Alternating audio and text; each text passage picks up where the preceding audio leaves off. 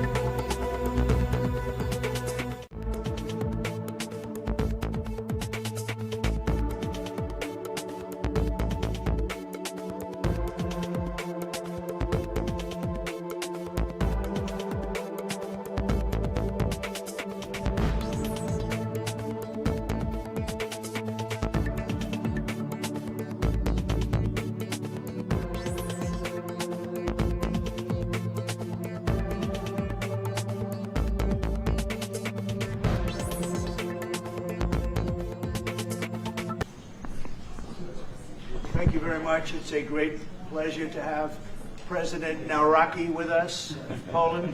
He did a good job with that, right? Gave me a little different pronunciation. I said, I want to get it perfect. Did I get it right? Yeah. Good. Good. Nawrocki. I better get it right. And the president's been amazing. He had an incredible race. He came from behind and he won very handily. The people of Poland have taken to him immediately. They really love him. There's great love and respect. He's a very successful man, but he went into a political hatchet, so to speak. It was a pretty tough race, pretty nasty race, and he beat them all, and he beat them all very easily. And now he's become even more popular as they got to know him and know him better. He's doing a really fantastic job. So it's an honor to.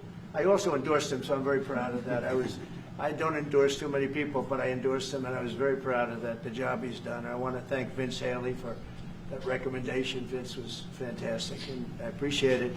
And I can tell you who really appreciates it, Poland, because they're very happy with their president. And I just want to say it's an honor to have you. We'll be discussing trade and various other things, the things that you discuss. We'll have a few questions from you, and then we'll get on to a discussion. Then we'll have lunch, and then he goes and he meets with the Pope. And that'll be very exciting. And say hello to the Pope for me. Yeah, okay? I will. Thank you very much for being here. Very Thank much. you very much, Mr. Mr. President, thank you very much, and I would like to express my gratitude for your invitation. Only after 1 month from my sworn and from celebration for my inauguration, it means that Polish-American relations are very important, very strong. I think that we have so strong relations that we have never had. And it's very important for me. Our relations are based, of course, on the values. Right. Thank you very much for your support, for your endorsement during my very hard campaign. I remember it, and I'm very grateful for your support. It was the fight me against others, so your support was very important. And the support of Polish people, Polish diaspora in the United States of America. We have almost more than 10 million people here, and they voted for Donald Trump. They voted for me. Yeah, and in vast majority they voted did. also for me, so I would like to say hello to Polish diaspora in the United States of America. Those relations for me, for Poland, for Poles are very important with the United States of America, and they are based on values: independence, sovereignty, democracy. And I think, Mr. President, that those values are epitomized by our common heroes. Yes. Kazimierz Pułaski and Tadeusz Kościuszko. So That's right. thank you very much, and I hope it will be very fruitful discussion around the energy, around the economy and military service. Yeah.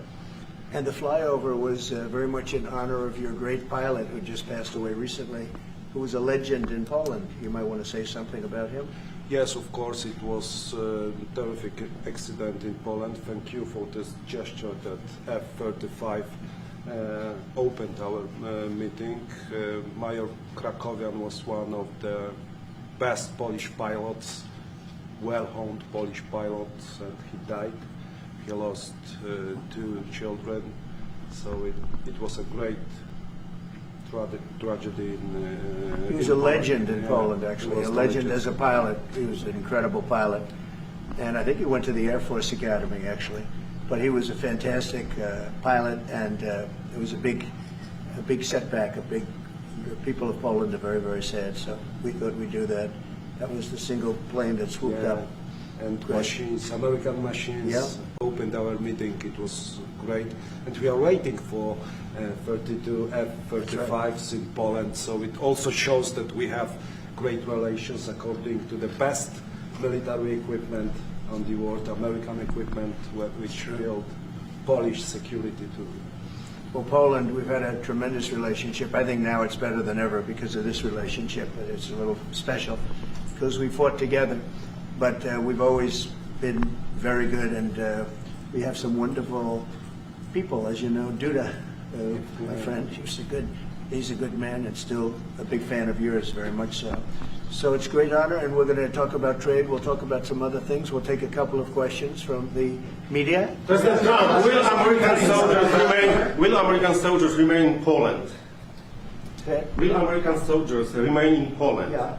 I think so. I mean, do you know something I don't? I don't know. We're very happy. If anything, we'll put more there if they want. But they've long wanted to have a larger presence. We have some countries that have more, not too many, but no, they'll be staying in Poland. We're very much aligned with Poland. We saw a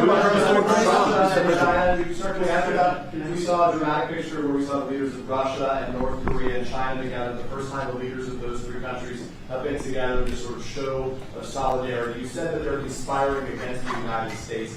What do you think they're conspiring to do? And given this, is it reason why you should slap or would consider slapping secondary sanctions on Russia if they're conspiring against the U.S. now?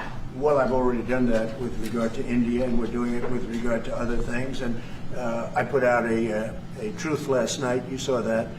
And I was the one that brought it up. I said they're only doing this. They're looking to, when they did what they did, I thought it was a beautiful ceremony. I thought it was very, very impressive. But I understood the reason they were doing it, and they were hoping I was watching, and I was watching. My relationship with all of them is very good. We're going to find out how good it is over the next week or two. I think that we helped China very much, as you know, when they talk about freedom. And I don't believe that, and maybe I'm wrong, I hope I'm wrong, but I don't believe that America, that the United States was acknowledged for helping China to gain its freedom.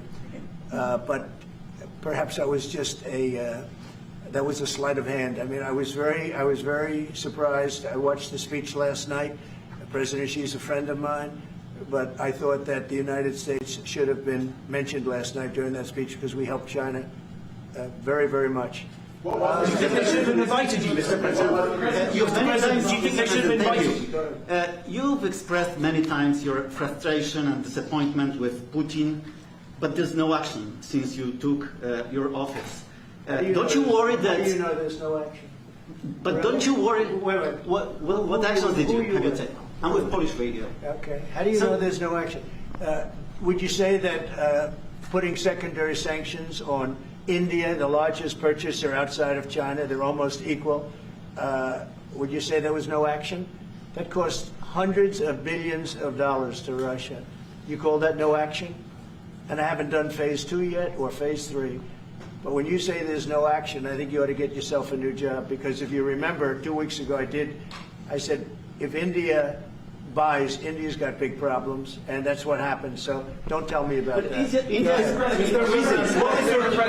is your message to Putin? President, right now, there have been survivors of Jeffrey Epstein speaking at a press conference on Capitol Hill. They're calling for these case files, these documents to be released. And Thomas Massey, who is sponsoring a discharge petition to get the House to vote on releasing those documents, says he doesn't believe you're implicated in these files, but many of your friends and donors may be, and he says that's why the Justice Department is redacting them and slow-walking the release.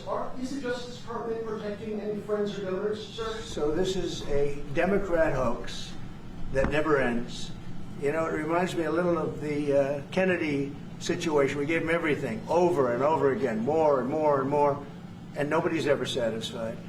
From what I understand, I could check, but from what I understand, thousands of pages of documents have been given. But it's really a Democrat hoax, because they're trying to get people to talk about something that's totally irrelevant to the success that we've had as a nation since I've been president. Even if you look at D.C. right now, D.C., it's a totally safe zone. It's called a safe zone. That's a term. It's a term of art. It's a safe zone because it's very safe. You can walk down the street now and nothing's going to happen. No crime, no murders, no nothing. Because we had a lot of problems with certain places, and we still do. All run by Democrats, or for the most part run by Democrats. So what they're trying to do with the Epstein hoax is get people to talk about that instead of speaking about the tremendous success, like ending 7 wars. I ended 7 wars. Nobody's going to talk about it because they're going to talk about the Epstein, whatever. I understand that we were subpoenaed to give files, and I understand we've given thousands of pages of files. And I know that no matter what you do, it's going to keep going. And I think it's enough, because I think we should talk about the greatness of our country and the success that we're having. I think we're probably having, according to what I read, even from 2 people in this room, we're having the most successful 8 months of any president ever.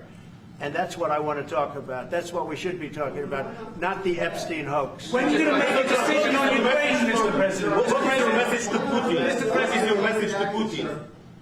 I have no message to President Putin. He knows where I stand, and he'll make a decision one way or the other. Whatever his decision is, we'll either be happy about it or unhappy. And if we're unhappy about it, you'll see things happen. On Venezuela, can you give us a sense of what the U.S. policy, or what you're trying to achieve with the aircraft carriers, or the boats, I should say, in near Venezuela, and also the boat that you mentioned yesterday where 11 people were killed. What was found on that boat, and why were the men killed instead of taken into On the custody? boat, you had massive amounts of drugs. We have tapes of them speaking. There was massive amounts of drugs coming into our country to kill a lot of people. And everybody fully understands that. In fact, you see it. You see the bags of drugs all over the boat. And they were hit, obviously. They won't be doing it again. And I think a lot of other people won't be doing it again when they watch that tape. They're going to say, let's not do this. We have to protect our country, and we're going to. Venezuela's been a very bad actor. They've been, as you know, they've been sending millions of people into our country, many of them Tren de Aragua, some of the worst gangs, some of the worst people anywhere in the world in terms of gangs. And we had some in Washington, D.C. We took care of them very quickly, but they're out of here. They've gone. But Venezuela's been very bad, both in terms of drugs and sending some of the worst criminals anywhere in the world into our country. They emptied out, you don't know this, but they emptied out their prisons in Venezuela, and they emptied them out into the United States of America. And that's part of the problem we have. We're getting them out. We're getting them out rapidly, but it's caused a tremendous problem. And Pete and all of the people that are working very hard to rectify the stupidity of the Biden administration, allowing these people to pour into our country with open borders. We are paying a big price as a country for the incompetence of the Biden administration. But think of it, opened up prisons, drug dealers, drug lords, everything coming out of Venezuela, they said, and we said, we're not going to put up with it anymore. So Venezuela has been one of the worst actors in the whole group, and we have a group of pretty bad actors. Are you wanting to force Maduro on his Go ahead. Yeah, thank you, Mr. President. At the end of this month, the government or the Congress has to pass a budget. Do you think we can avoid a government shutdown? Yeah, I do. I think the Republicans will vote for an extension. We won't have any Democrat votes. We could give the greatest budget ever. Tax cut of 50%, everybody taken care of, perfect for women, perfect for men, perfect for minorities, perfect for everything, and we wouldn't get one vote for the Democrats because they've lost their mind. They are so deranged. They have Trump derangement syndrome, and I don't want to burn the Republican Party with it, but they really are. They've become almost sick. They actually think there is a disease. It's called Trump derangement syndrome. They've got it. No matter what we did, no matter how good, you could give them everything that they've ever dreamed of, and you wouldn't get one vote. These are sick people, and I think we're going to have a tremendous midterm. We just approved the largest tax decrease in the history of our country. We have things, if you think of it, no tax on tips, no tax on Social Security for our seniors, no tax on overtime, deductions when you buy a car and you borrow money to buy a car. First time they've ever seen anything like this.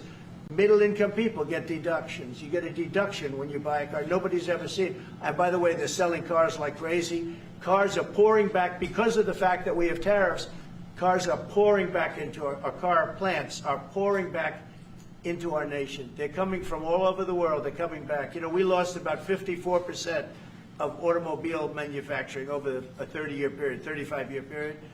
They're all coming back. I think they're coming back higher than ever before. We have AI going up.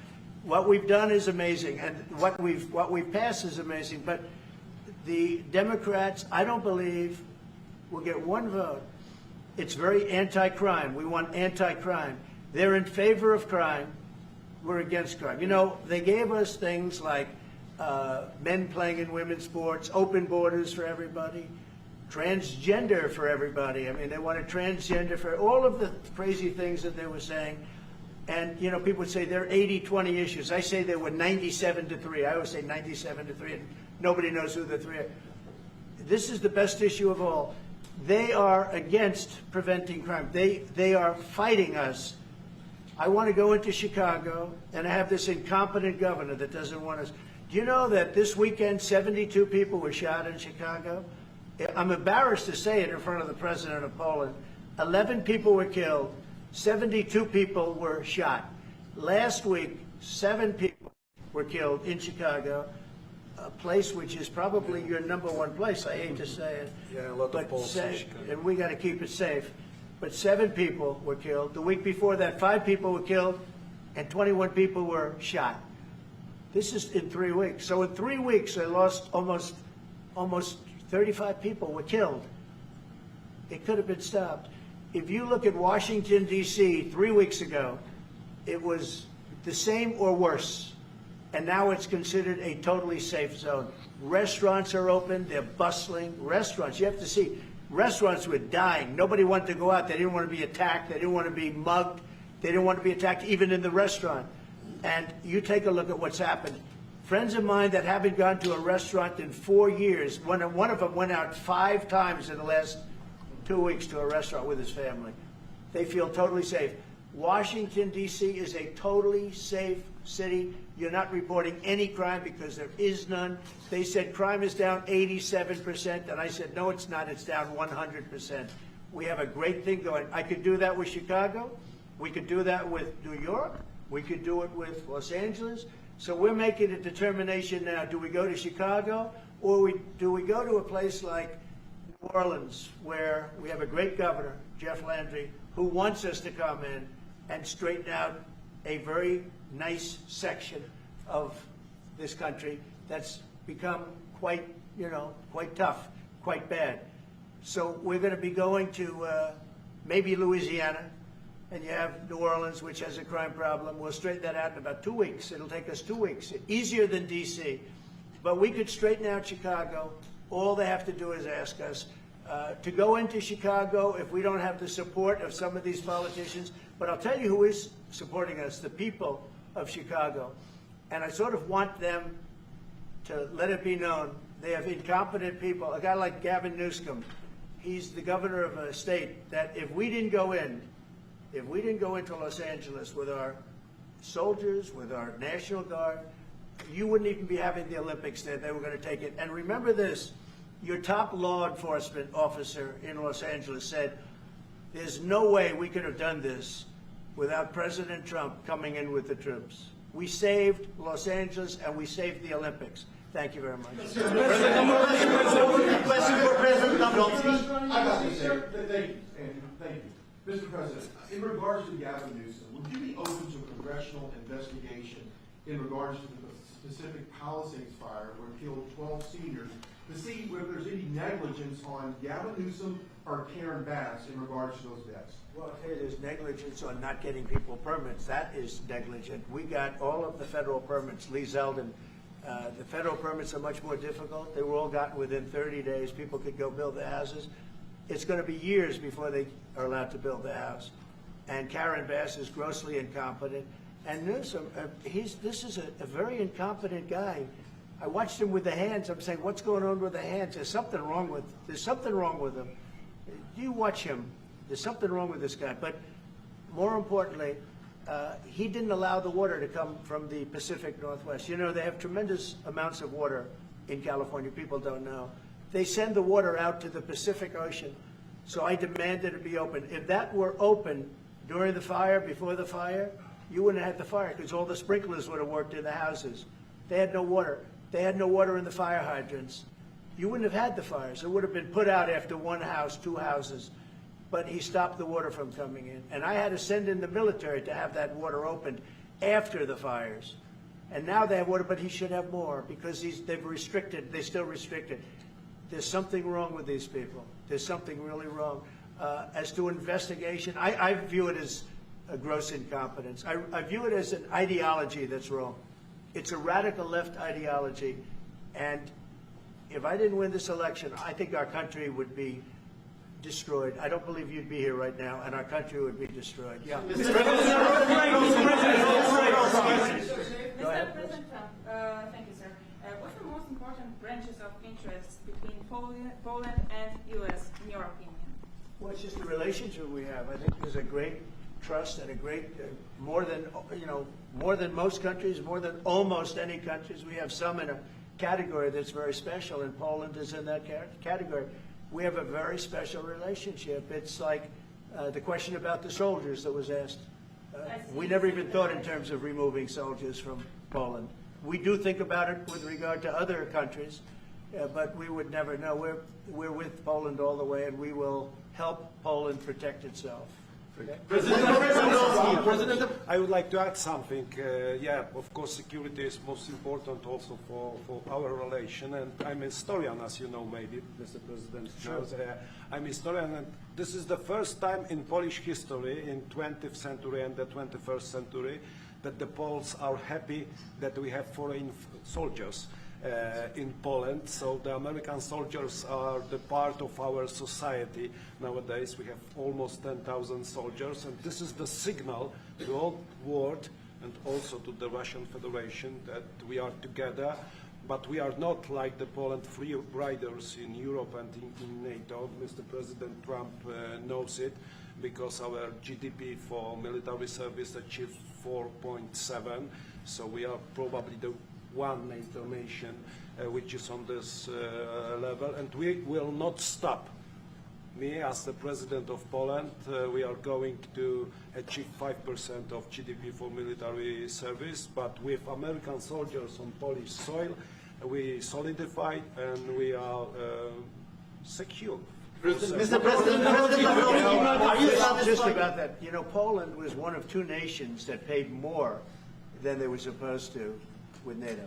I don't know if anyone knows that, but there were two nations, and Poland paid more than they were supposed to. They thought it was low. And by the way, since then, at my request, they've raised it from 2% to 5%. But Poland was one of two nations that paid more than they were supposed to, which was a very nice thing. Yeah. What's your message for that you were not invited to the parade in Beijing? Never even thought about it until just now. President Nawrocki, what's your message for President? Never even thought. It wouldn't have been my place to be there. President Nawrocki, what's your message for tariffs? Will you visit a restaurant in D.C.? You haven't gone to. I might. Sure. You haven't gone to one in either of your terms that wasn't in your house. Because I and many other. Do you want me to prove you wrong? Do you want me to prove you wrong? Yes, please. But I will. I think it's something we could consider doing. I'd love to do it.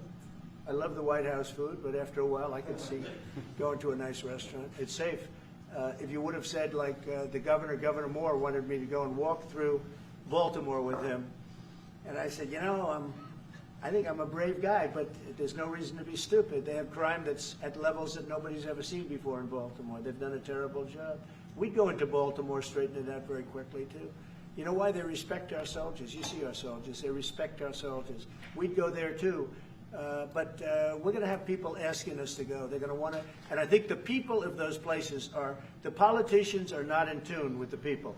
The people in Chicago, the people in Baltimore, the people in all of the places we talk about, they want to see us there. And I think we're pretty much waiting till we get asked and properly. We're doing them a big service. Yeah, please. You talked about how historic these tariffs have been, bringing in revenue, additional revenue for our country. You've also mentioned before they could possibly replace federal income tax. Possible. Do you think that's someday it's possible? It used to be. So if you go back to 1913 is when they ended tariffs. We were the richest ever from 1850. It was all tariffs. We didn't have income taxes. From 1850 to 1913. In the 1887s, about 1887, they had the Great National Tariff Act. And it was a group of people that got together because our country was so rich, they didn't know what to do with the money. We had so much money, they didn't know what to do. It was a group of very prominent people that were set up to hand out money to everybody because we were the richest we ever were. Proportionately, we were in 1887, around that time, even in 1913. We ended them in 1913. How did that work out? And then we went to the income tax system, and then we had the Depression. And by the way, a lot of people try and say that, oh, tariffs with the Depression. No, they ended in 1913, and then we went to income tax, and then in 1929 you had the Depression. They did try and bring it back in 1931-32, but the Depression had long started, and this poor, beautiful nation was gone.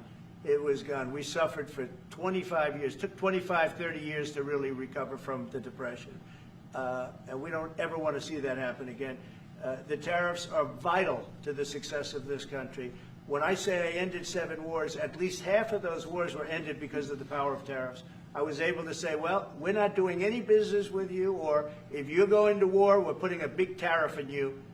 and all of a sudden they announced that the war was settled. I settled 7 different wars, one going 31 years, look at the Congo and Rwanda, look at that, 31 years, 10 million people dead, I got it settled. And a little bit of that one, less than in some cases, had to do with trade and had to do with tariffs. So, you know, tariffs are vital to our country. And just so you know, other countries use them on us, but I just use them a lot better.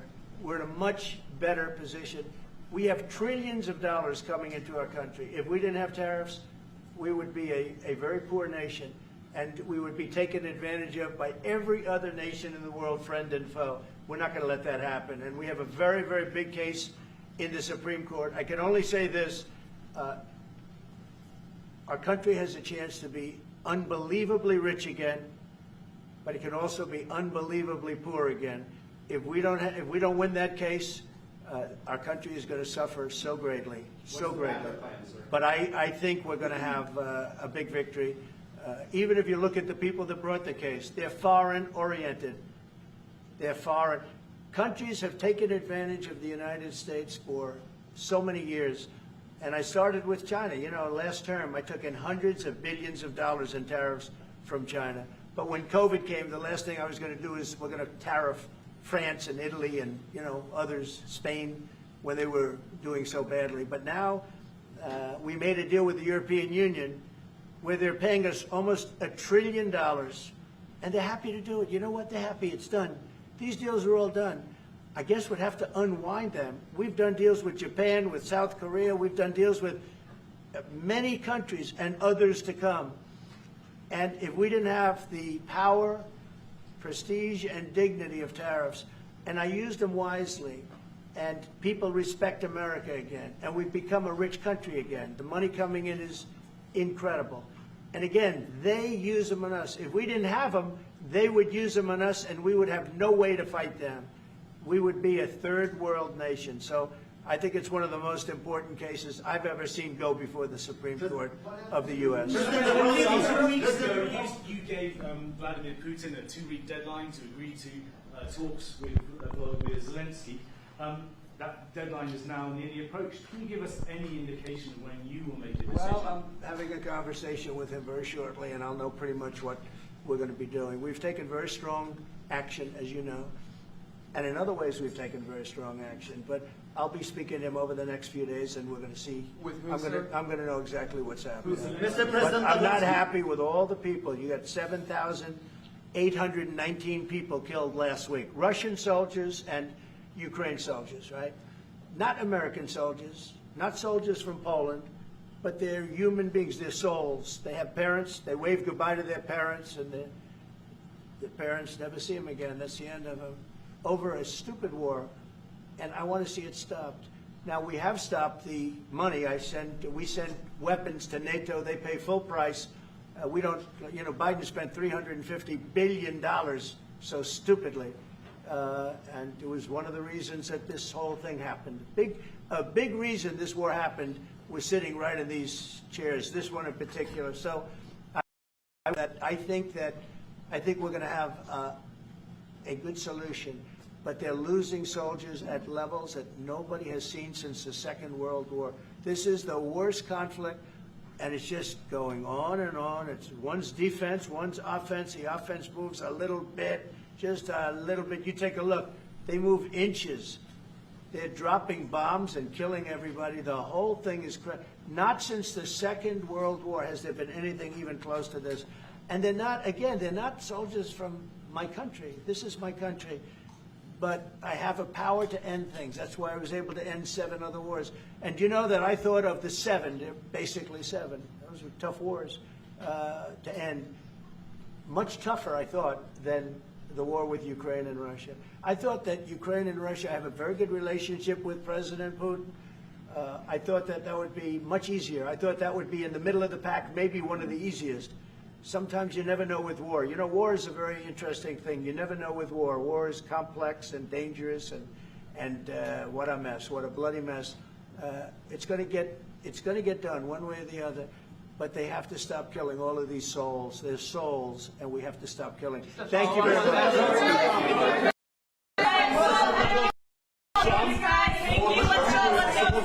Thank you.